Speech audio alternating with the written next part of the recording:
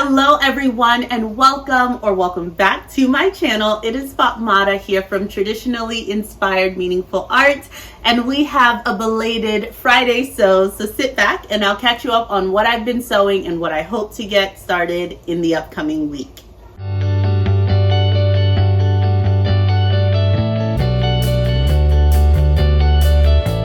So thanks again to Jen from Today in Jen's Sewing Room for kicking off this hashtag and giving us another reason to get together on a weekly basis to catch up and talk all things sewing. So what I am wearing today, I declared that for May, after doing a video every day in April and kind of having ups and downs with my sewing practice as far as being consistent and like actually producing things that I liked, I wanted to just dedicate May to sewing the things that I want and to kind of take challenges and sewing challenges as they come if they fit in with the things I'm already making. And that was honestly due to a lot of the awesome comments and feedback that many of you gave me in the comments of my most recent videos as I was reflecting on Veda and that series of doing a video every day, and also my reflections, I think, in my most recent Friday sews where I talked about just my challenge with sewing challenges, and you gave a lot of great insight. So I stand before you in another S8875 hack. Arms in. Arms in. Here you go. Wow, that scared me. 1, 2, 3. Jello! Great job. All right, so I made S8875, and this is no stranger if you've been on this channel. Most recently, I hacked this pattern to include a waist seam line, which is not included in the original pattern. And that allowed me to put on a double circle skirt when I made my So Yellow for Endo dress. But in this version, I did the same hack where I included that waistline seam.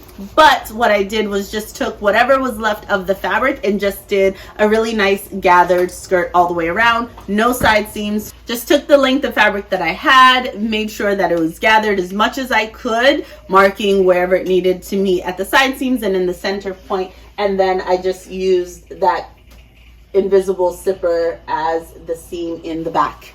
I absolutely love it. If you've been on this channel, then you might recognize this fabric. I picked it up in a recent President's Day sale over at G Street Fabrics in their dead stock section. So unfortunately, I can't link it, but I remember seeing it and falling in love with this print. So when I was thinking about what is going to help me get my SewJo back, this print and this fabric made it to the top of the list. So it is a beautiful viscose fabric that is so drapey and dreamy. It makes me feel like 70s flower power. I feel so epic and feminine and beautiful in this, and I love the colors. Okay, so changes that I made to the S8875. I, of course, included that waistline seam here and was able to then add this gathered skirt. I think it's about... It was just legitimately the length of the fabric that I had left, and I just gathered it as much as I could to fit here. And then for the sleeves, as I was cutting it out, the length of fabric that I had left was enough for me to add about 2 inches. And I figured there was going to be no additional use for that remnant if I didn't use it up. Usually the sleeves of the S8875, when I've made it in the past, that longer length ends up being about bracelet length on me. So I felt like adding that extra length was going to make it be at a really nice length if I wanted to put the elastic. Then I decided that I wanted to add a cuff on it instead, and I didn't go back in and remove it. So while I don't mind it, it definitely sort of blouses, does the whole bishop sleeve thing, but I could tell that if I had left the sleeve at the length that it was meant to be at, you could get a real nice look where it doesn't really pull over the cuff as much as it does right now, and it would just sit a much nicer. So in future makes, if I want to add a cuff, I definitely will just cut the pattern piece to be the length that it's intended and gather it into the cuff instead of adding length to it. But I honestly don't mind for this. One of the other things that I was really mindful of when cutting out the bodice of this, I did not want any petals right at the apex of my bust. I was so terrified of getting that pattern placement to be really awkward. So what I wanted was to make sure that this sort of blue section that ran throughout the pattern was in a really good place. So that's what I have here. There unfortunately was not a way for me to lay the pattern for some reason on the fabric so that I could get a mirrored image, because that would have been exceptional. And I looked, and like if I were to do it, I would have had to cut into the fabric in such an awkward way and waste so much of it to do that. And I decided it wasn't worth it because I only had about 2 1/4, like somewhere less than 2.5 yards of this fabric. So I didn't want to do that. But I can't tell you, it just makes me feel absolutely beautiful, and I love it. I love it. I love this dress. I like the way that the flowers sort of, you know, frame the neckline here. It is lined, so the entire bodice down to where the gathered skirt meets is lined with this beautiful rayon challis, and then it has the viscose on the outside, so it just feels really dreamy, and it's such a clean finish on that neckline because of that. So I love how crisp and sharp that is. I added just a smidge of interfacing where I was going to be doing that connection along the neckline, and again, I think it helps to really make that V-neck super crisp. When I'm working with really vibrant, and it's not really vibrant, but very busy prints like this, sometimes I think it helps if I'm going to do a full length maxi, long sleeves, you know, all the works. It really does help to have some breathing room. So I think I am happy that I ended up going with the S8875 because it gives that V-neck.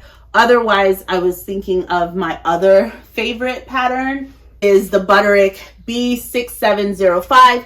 And I think this is going to be a pattern that I try and go to, and I will probably try and do that similar hack that I've done to this dress where I add a waistline seam so that I could have that raglan sleeve, higher neckline with the umpire waist that I like near the bust, and then be able to add any skirt that I want as well. So now that the dress is done, I think I could enter this in the Sew Maxi for Mother's Day. I think it does have a lot of pizzazz, and again, it's just absolutely beautiful. So to continue on in the vein of sewing the things that are capturing my attention and that I actually want to sew, I think the next thing that's on the docket is going to be the Simplicity 1069, because this viscose fabric that I picked up at Mood Fabrics online is calling my name, and I really think that I'm ready to make these culottes. I'm thinking about doing version B, which are the culotte length. It is a really nice, it fits at the waist. It is high-waisted as well. I think it's going to be beautiful.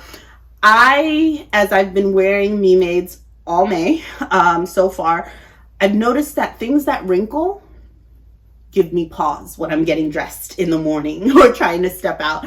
So I am kind of nervous about making these culottes out of such a lightweight viscose fabric. I wish this was a viscose twill or something like that that had a bit more body, but it's not. And this is the fabric that I have. And I can just imagine this being lovely as a pair of bottoms in the warmer months that are ahead of us. Like, could you not see it with all the flow and drape?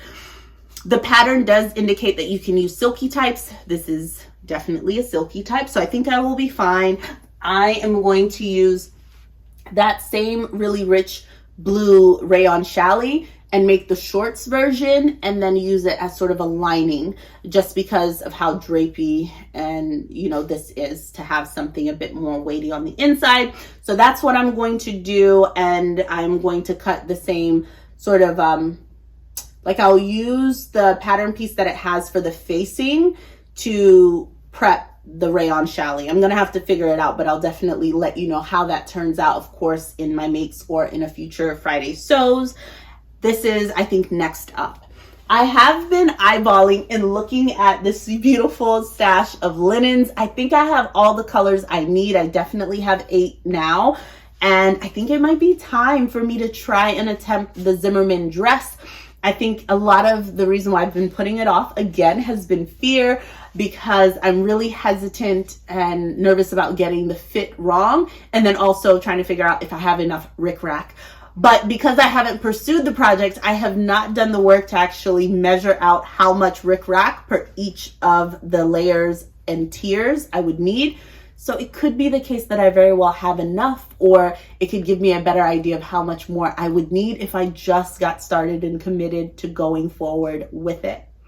Now, as far as what pattern I want to use to make it, I have been thinking about that quite a bit as well. So most recently, I've used the McCall's 9358. I used this to make the Carolina Herrera inspired sort of wrap abaya thing that I made. And when I look at it closely, or as I was using the pattern, it's, you know, a fitted sleeve, or a set-in sleeve, sorry, and just like a loose fitting top. But the way that I altered it to kind of sit right on my shoulder, I think this could be a really good starting point, honestly. It's just a button front top, right? And because the rest of the skirt, when I look at that Zimmerman dress, it looks like it's more fitted in the bodice area to the waist, and then from that point on, it's just gathers all the way down for each of the tiers. So if I committed to doing 1.5 times the previous tier from the waistline down, that could probably be the equation that I would utilize to get the flow and the drama that I want. And that would then allow me to know how much fabric I need for each of the tiers, so I can sort of play with the colors that I have more of, so that those land at the bottom, because I know I'll have enough to gather into that length, and then sort of work my way from there, and then figure out the rickrack and the placement and all of those things. So I'm really excited. I'm really excited about that. I think I'll work on the culottes, and then from there consider the Zimmerman dress for May. How wonderful would it be? So I think that's good. Another fabric that's been calling my name is this gorgeous cotton voile that I picked up last year for Mood Fabrics online. And the print of this is just so darling, and I just can't stand it. It's so good. I love this fabric a lot, and I've been really afraid of messing it up. I had done the blue and white gingham cross front button up collared top that I did last year. I actually made that as a wearable toile for this fabric, but I don't think I want to make that blouse anymore with this fabric. And now I'm kind of toying with the idea of doing a shirt dress. I have 2.5 yards of this, and I think 2.5 yards is more than I would need, I feel like, for a blouse. But I don't want to have any fabric left over. Like, I could do a mommy and me set, but like, I don't know. I thought a blouse, because then I could layer it and pair it with so much stuff, and I still do stand behind that. I think that's a great idea. But I also think a shirt dress, I could then wear it as a dress. I could wear it open if I did a button front thing, right? Which a shirt dress would usually be button front. And then I could wear it open and layer it on top of things, like a pair of jeans, crisp white top, throw this over it. That could work. I don't know. I'm just a little bit like, I still got to think about what I want to do with this, but I'd love to get this sewn up in May. Now this is turning into a May plans video, and that is not what this is. So let's stop. But yeah, I can't wait to just continue sewing the things that I'm really drawn to. But we'll start with the culottes, the Simplicity 1069, and then we'll take a look and figure out if we can get started on the Zimmerman inspired rickrack dress, which I can't wait. Like, I can't wait to even get started on that. I have not made any purchases. Great, that's awesome. I think I will be actually making some returns to Joann's, if not this week. I keep trying to go between Thursday to Sunday, so if there is a sale in store, then I can do a nice swap. But I have 3 patterns that I'd recently purchased that I don't think I want to make, and I'm really trying to stop bringing in patterns into my stash that won't really work for me. And they are the McCall's, the jumpsuit that I purchased. I have it in the wrong size. I actually do think I want to keep it. It has a very similar bodice to this, and it doesn't have a center front seam, and the umpire waist is more curved than peaked, but it has a style that obviously I love because I keep making this this neckline. But I just have it in the wrong size. So that is more like a swap that I want to do, but I want to make sure that McCall's is on sale when I go to do that. And then I'm returning the new look, the like little Bo Peep sort of dress, because I didn't actually use it for the Carolina Herrera inspired dress, which is why I got it. And after seeing the review that Rochelle from Rochelle Handmade Designs did, it's just a lot of work, and I don't know that I love the pattern enough to do all the work that it entails. So I'm fine with giving that back. And there is a pattern that you all never even saw. I sat in the car after I made the purchase and immediately had buyer's remorse, and I was like, I don't think I need this. So it's been sitting in the car. I don't even have the like pattern number to tell you, but it's like that new sleeper set that has the jumpsuit and then the like robe. If it's the right size, I might reconsider it, but I don't know. I sat in the car and I was like, do I need this? And then I just left it in the car. I was like, take this back. But I might actually, I have to reconsider the reconsider. We'll have to see how that goes. Wow, I thought this was going to be a really short Friday, but obviously it's been a while since we've chatted, so I have so much to tell you. Okay, so let's talk a little bit about Me Made May. If you would like, you can follow me over on Instagram at Tima by FK. I really think that I might just kickstart a new Instagram. I sort of took my regular personal Instagram and just changed my name and started posting things about my sewing. I never started a new page for my sewing endeavors. So I recognize that for like the months that I've been off of Instagram, it's been a mix of reasons, but one of them has been that I feel like people that know me personally don't necessarily want to just see a table with a pair of scissors and fabric of like my in between my projects. And folks who are there for sewing don't necessarily want to know all of the other personal stuff as much, you know?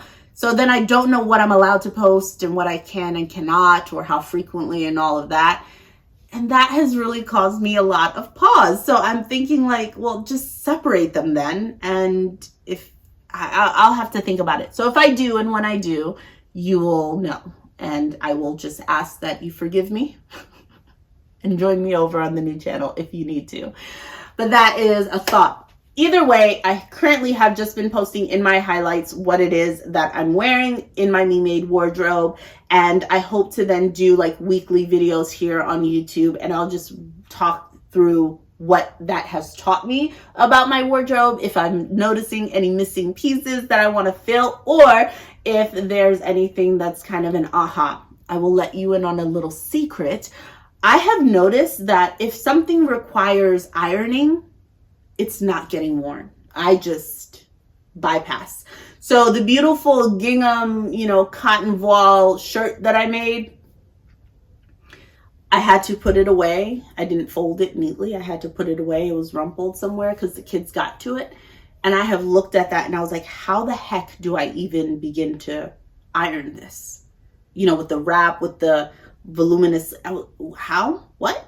When I'm waking up in the morning to get ready, I want something that I can pick up, put on my body, and walk out the door. So that has been a really big, aha moment. And even some of my viscose dresses, if they're too crammed and packed in the closet while they're hanging and have a lot of wrinkles, I'm like, I don't have time this morning to iron that. And then I just look for something else. In the same vein, I have also noticed that I have certain polyester, whether it's double brush poly or poly chiffon, whatever, dresses that I've taken out of my seasonal storage, right? I have all of my clothes that were from the summer and warmer month seasons in this huge bag within the closet in the very back. And now I'm bringing it out slowly as the weather is warming up. And I recognize that throughout, these past few days in May, when I'm trying to wear Me Made things, it's so much easier to just go in there. And when I grab something and it is not even phased that it has been in that bag for months and it comes out unscathed, not a wrinkle in sight. I just put it on my body and I'm just so grateful. So I'm like, actually, maybe I don't have that big of a problem with polyester in general, you know? And I honestly, like I'm not sensitive skin-wise to polyester necessarily. And I think there are some, you know, it gets hot when it's really, really warm, then yeah, maybe I can recall being really uncomfortable maybe in it. But I think there's a place for it. That's all I'm trying to say. There's a place for it. And just given the way that my life is set up, either I need to do like some prep at the beginning of a week and just do a mass ironing session, which I've just gotten out of the habit of doing. I grew up doing that in my mom's house for sure. But if I get back in the practice of doing that, this could be a non-issue altogether. But yeah, right now, the way things are set up, I was like, oh, I have no time to steam. I have no time to iron. I could wake up 15 minutes earlier. We'll see about that. We'll see about it. But that has been what Me Made May is teaching me. And I'm like, maybe you're really not that upset with polyester. Maybe it's just gotten a bad rap. Who knows? No, but it's been interesting to say the least. And it's nice to like challenge myself and put outfits together and do things like that. So that's been a lot of fun. And I'm excited to partake this year. But this is really what I'm going to wear tomorrow. I just had to wear it for you today because I just finished it this morning. And I absolutely love it. Did I already tell you how much I love this dress? So if you needed to know that S8875 is a glorious pattern, here it is. Here's the reminder. So I mean, I just can't get enough of it. This is a size 10 bodice. I definitely should be cutting a size 12. And I knew that. I told myself that when I made the yellow one. I just got overzealous and cut it out because I had shaved it down. Wow. You have 2 lollipops. You have 2 lollipops. Okay, are you eating it? Where shape is it? Okay, it's a circle. Our circle say level. I love this pattern. I know I should cut a size 10. I confirmed that when I made the yellow version of this dress and just got overzealous because I had shaved down the pattern pieces to a size 10 once upon a time when I made my green version of this.